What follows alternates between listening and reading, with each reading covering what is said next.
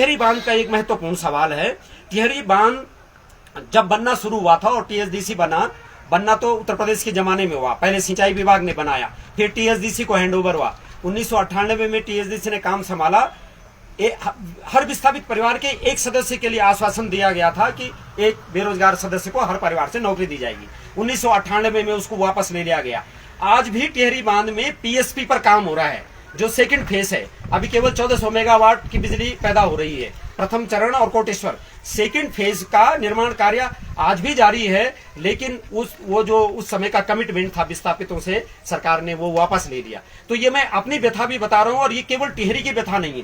तमाम योजनाओं में अगर आप देखेंगे, बांध टिहरी में तो बड़ा बांध बना, लेकिन दूसरी जगहों पर भी बांध बन रहे हैं। उत्तरकाशी में बना है, मनेरी भाली बना है, श्रीनगर में बना है, पीपल कोटी में बन रहा है, विष्णु प्रयाग है, पंचेश्वर की बात हो रही है, पहले के पुराने बांध है, हमारा रामनगर का है। इस तरह के बांधों में जो बिजली पैदा होती है, जो सुविधाएं हैं, वो विस्थापितों को नहीं दी गई।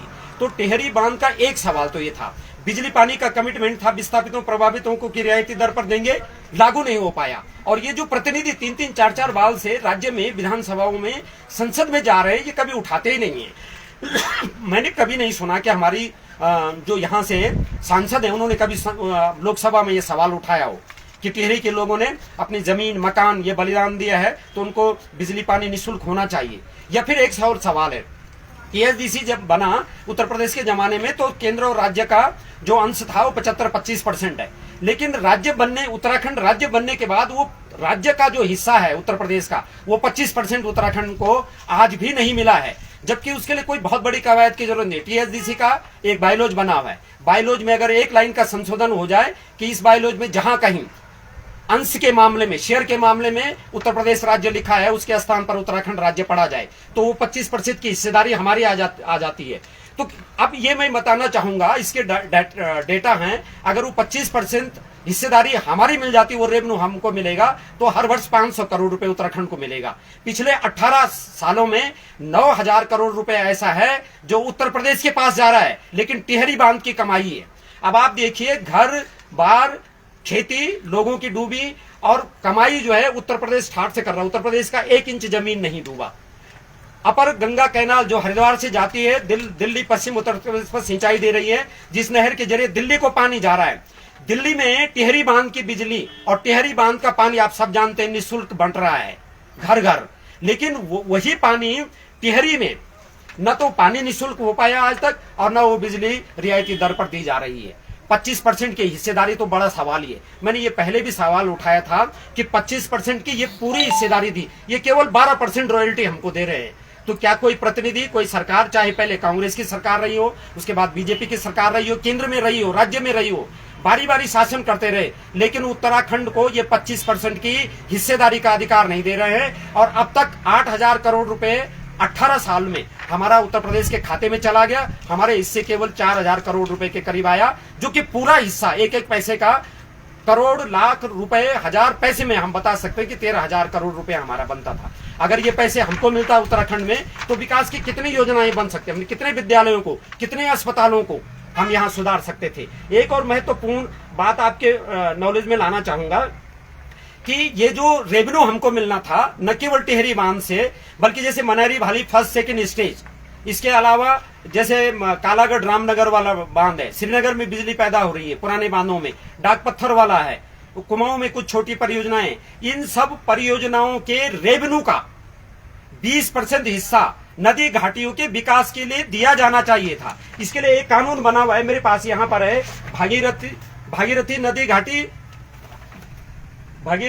घाटी ये विधेयक बना हुआ है विकास प्राधिकरण का। ये टिहरी बांध की जो कंडीशनल क्लियरेंस थी, उसमें इसको अनिवार्य होना चाहिए था। और इस कानून में ये उत्तराखंड की विधानसभा ने पारित किया है। इसमें लिखा हुआ है कि टिहरी बांध के कुल रेवेन्यू और भागीरथी घाटी जितनी परियोजनाएं हैं, बांध परियोजनाएं, उनके रेवेन्यू का 20% भागीरथी घाटी के सतत विकास के लिए खर्च होना था। अब आप लगाइए, अगर सिर्फ टिहरी बांध का हमारे हिस्से का 13,000 करोड़ का 20% आप निकालिए, करीब कितना होता होगा, 700-800 करोड़ रुपए। ये 20% बनता है, नहीं 700-800 करोड़ रुपए नहीं, ज्यादा बनेगा। ये भागीरथी घाटी के विकास पर खर्च होना था। अब एक सवाल है, बहुत से लोगों को उत्तराखंड में या देश के दूसरे हिस्से के लोगों को यह है कि बांध से टिहरी वालों को बहुत फायदा हुआ, पुनर्वास हुआ, बिजली पानी मिल रही होगी। एक गलतफहमी अभी हमारे जनप्रतिनिधियों को भी है, देश के लोगों को भी है। टिहरी बांध जहां बना वो जमीन डूबी, ये बात ठीक है। इसका एक कैचमेंट एरिया होता है जो गंगोत्री तपोवन तक जाता है, जहां से पानी झील में आता है। एक कमांड एरिया होता है डाउन स्ट्रीम, डैम का up stream catchment area, dam का डाउन स्ट्रीम कमांड एरिया। ये भी बांध से लाभ लेने का अधिकारी है। अगर 20% रेवेन्यू में हिस्सा मिल जाता है तो गंगोत्री तपोवन तक जो सतत डेवलपमेंट होगा उस पर खर्च किया जाएगा। इसके अलावा एक कमांड एरिया होता है जहां सिंचाई का और पीने का पानी जाता है, जहां बिजली जाती है।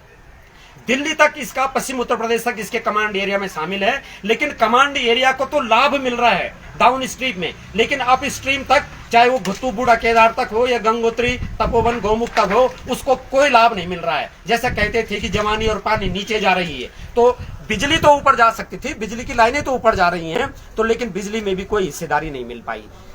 मजेदार चीज ये मैं और आप बताऊं, ये तो बिजली पानी और रॉयल्टी का सवाल है। टिहरी बांध झील बनने के बाद मछली मारने का ठेका तक बड़ी कंपनियों को दिया जा रहा है, स्थानीय लोगों को नहीं दिया गया। इसके अलावा जो फ्लोटिंग हट्स बनी है, मजेदार चीज बताइए, टिहरी बांध में, अब उसको बार बार मैं रिपीट न भी करूं कि टिहरी वालों ने कितना बलिदान दिया, जमीन मकान डूबी, विस्थापित हुए, लेकिन एक महत्वपूर्ण चीज है, झील में टूरिज्म व्यवसाय शुरू हुआ। टिहरी और आसपास के बच्चों ने 10, 20, 30, 50 लाख, यहाँ तक कि 1 करोड़ खर्च करके बोट डाली, कहीं से लाइसेंस हुआ, कहीं से ट्रेनिंग लेकर के आई और एक स्टार्टअप खड़ा किया। मैं आपको याद दिलाना चाहता हूँ, किसी जमाने में जीएमओ, टीजीएमओ और यातायात जैसी कंपनियां एशिया की सबसे बड़ी निजी परिवहन सेवाएं मानी जाती थी। उस जमाने के बाद, ये 1960-70 के दशक की बात है, उस जमाने के बाद सबसे बड़ा स्टार्टअप जो निजी प्रयासों से खड़ा किया गया, वो टिहरी और आसपास के उन लोगों ने, उन नौजवानों ने खड़ा किया जिन्होंने बोटें झील में डाली, रिस्क उठा करके। तब मालूम नहीं था कि ये सस्टेनेबल होगा कि नहीं, यहाँ टूरिस्ट आएंगे या नहीं, ये झील में पानी का उतार चढ़ाव बहुत ज्यादा होगा, बोट चलाना कहीं खतरा तो नहीं होगा। उन लोगों को, उनके फेडरेशन बना करके उनको मछली मारने का ठेका देने के बजाय बड़े टेंडर किए गए और बाहर की कंपनियों को दिया गया। इसके अलावा यहाँ पर्यटन विभाग ने सरकारी बजट से फ्लोटिंग हट्स बनाई, फ्लोटिंग मेरीना बनाया, 3 स्टार होटल बनाया, बार्ज बोट चलाई, आप देख सकते हैं। और जब ये बन करके तैयार हो गया तो स्थानीय लोगों को उसमें रखने के बजाय, स्थानीय लोगों के फेडरेशन या सार्वजनिक क्षेत्र में चलाने के बजाय इसका टेंडर किया गया और लेराई, एक बड़ी कंपनी है, लेराई कंपनी को ये ठेका दे दिया गया। और लेराई कंपनी को जब ये ठेका दिया गया, हमने तब भी कहा था कि एक एग्रीमेंट कंपनी को दे दो, आप प्रॉपर्टी दे दो संचालन के लिए, जो मुश्किल से 1 करोड़ सालाना भी नहीं है।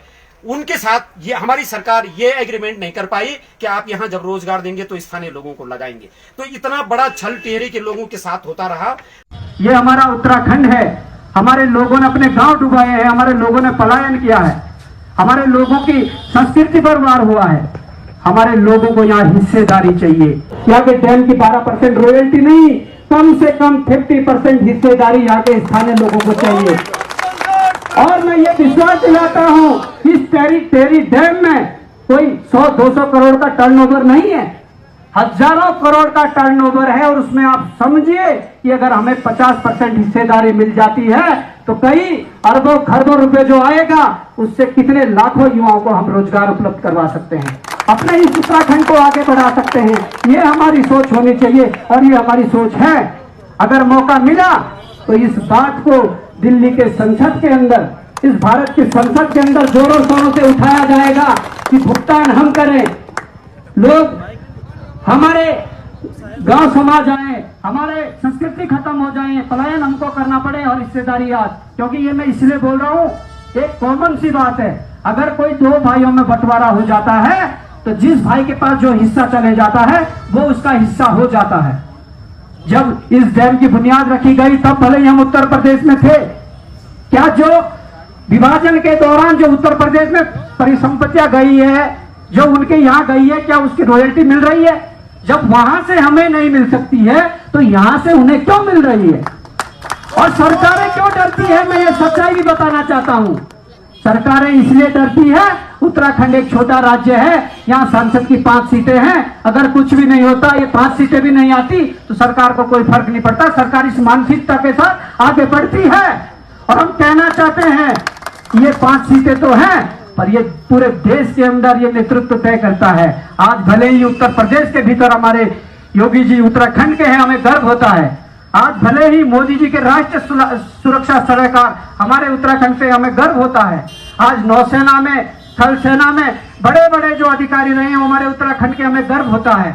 ये हमारा उत्तराखंड है, हमारे लोगों ने अपने गांव डुबाए हैं, हमारे लोगों ने पलायन किया है, हमारे लोगों की संस्कृति पर वार हुआ है। हमारे लोगों को यहाँ हिस्सेदारी चाहिए। यहाँ के डैम की 12% रॉयल्टी नहीं, कम से कम 50% हिस्सेदारी यहाँ के स्थानीय लोगों को चाहिए। और मैं ये विश्वास दिलाता हूँ, इस टेरी डैम में कोई 100-200 करोड़ का टर्नओवर नहीं है, हजारों करोड़ का टर्नओवर है। और उसमें आप समझिए कि अगर हमें 50% हिस्सेदारी मिल जाती है तो कई अरबों खरबों रुपए जो आएगा उससे कितने लाखों युवाओं को हम रोजगार उपलब्ध करवा सकते हैं, अपने इस उत्तराखंड को आगे बढ़ा सकते हैं। ये हमारी सोच होनी चाहिए और ये हमारी सोच है। अगर मौका मिला तो इस बात को दिल्ली के संसद के अंदर, इस भारत की संसद के अंदर जोरों शोरों से उठाया जाएगा कि भुगतान हम करें, लोग हमारे गांव समाज आए, हमारे संस्कृति खत्म हो जाए, पलायन हमको करना पड़े और हिस्सेदारी आज। क्योंकि ये मैं इसलिए बोल रहा हूँ, एक कॉमन सी बात है, अगर कोई 2 भाइयों में बंटवारा हो जाता है तो जिस भाई के पास जो हिस्सा चले जाता है वो उसका हिस्सा हो जाता है। जब इस डैम की बुनियाद रखी गई तब भले ही हम उत्तर प्रदेश में थे, क्या जो विभाजन के दौरान जो उत्तर प्रदेश में परिसंपत्तियां गई है, जो उनके यहाँ गई है, क्या उसकी रॉयल्टी मिल रही है? जब वहां से हमें नहीं मिल सकती है तो यहां से उन्हें क्यों मिल रही है? और सरकारें क्यों डरती है? मैं ये सच्चाई भी बताना चाहता हूं। सरकारें इसलिए डरती है, उत्तराखंड एक छोटा राज्य है, यहाँ सांसद की 5 सीटें हैं, अगर कुछ भी नहीं होता, ये 5 सीटें भी नहीं आती तो सरकार को कोई फर्क नहीं पड़ता। सरकार इस मानसिकता के साथ आगे बढ़ती है और हम कहना चाहते हैं ये 5 सीटें तो हैं पर ये पूरे देश के अंदर ये नेतृत्व तय करता है। आज भले ही उत्तर प्रदेश के भीतर हमारे योगी जी उत्तराखंड के हैं, हमें गर्व होता है। आज भले ही मोदी जी के राष्ट्रीय सुरक्षा सलाहकार हमारे उत्तराखंड से, हमें गर्व होता है। आज नौसेना में, थल सेना में बड़े बड़े जो अधिकारी रहे हैं हमारे उत्तराखंड के, हमें गर्व होता है।